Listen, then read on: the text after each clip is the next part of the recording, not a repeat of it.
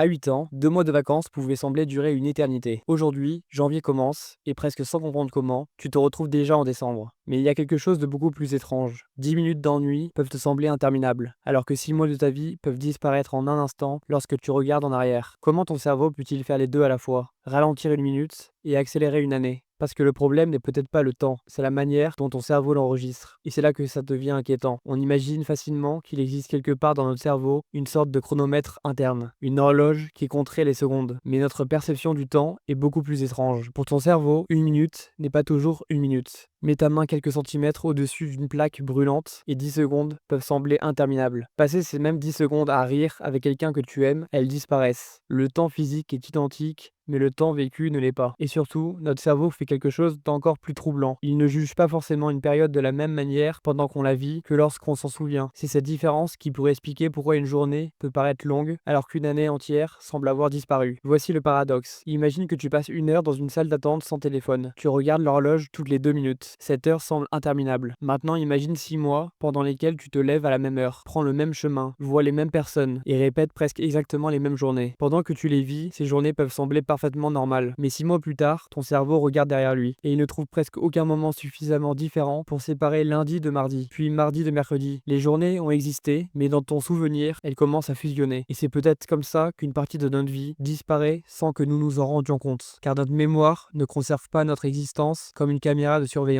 Elle ne stocke pas chaque seconde. Elle sélectionne, elle découpe, elle crée des repères. Imagine ton premier jour dans une ville inconnue. Tout attire ton attention. Une rue, une odeur, un bâtiment étrange, une conversation, une erreur de direction, un restaurant que tu n'avais jamais vu. En seulement quelques heures, ton cerveau possède des dizaines de points auxquels raccrocher cette journée. Et lorsque tu y repenses, elle semble incroyablement dense. Maintenant, compare cela à ton millième trajet entre ton travail et chez toi. Tu conduis, tu tournes à droite, tu prends le rond-point, tu arrives, et parfois, tu réalises que tu te souviens quasiment d'aucune partie du trajet. Tu étais pourtant conscient. Alors, où sont passées ces 20 minutes? Tu as peut-être déjà vécu cette sensation. Tu pars 4 jours dans un endroit où tu n'es jamais allé, et lorsque tu rentres, tu as l'impression d'être parti depuis 2 semaines. Pourquoi? Parce que ton cerveau a dû constamment sortir du pilote automatique, nouvelle chambre, nouvelle rue, nouveaux visages, nouveaux sons, nouvelles décisions. Ta mémoire accumule des repères. Mais lorsque tes journées se ressemblent, ces repères deviennent plus rares. Et rétrospectivement, plusieurs journées peuvent se compresser en un seul bloc.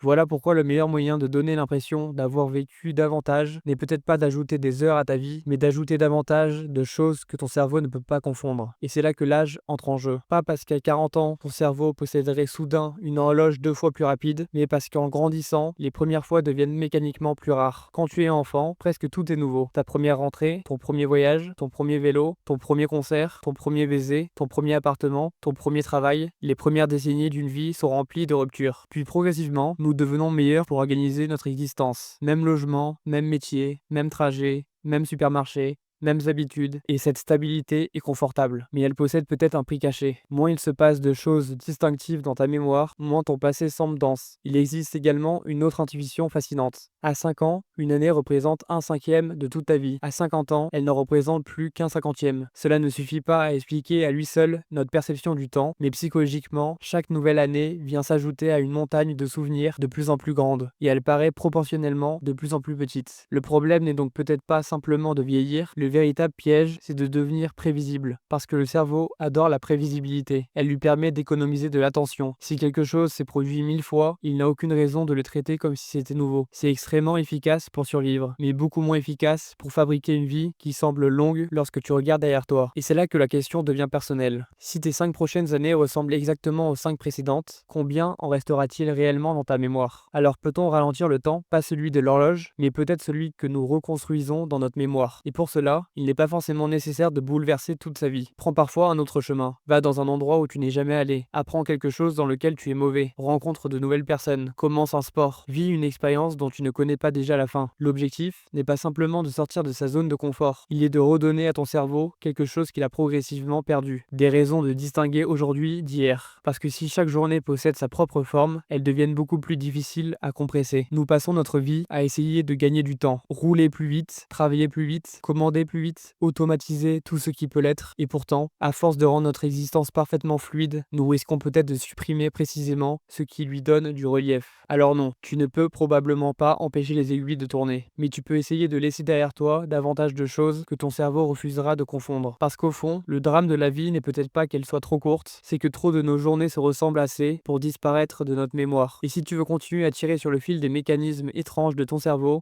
abonne-toi.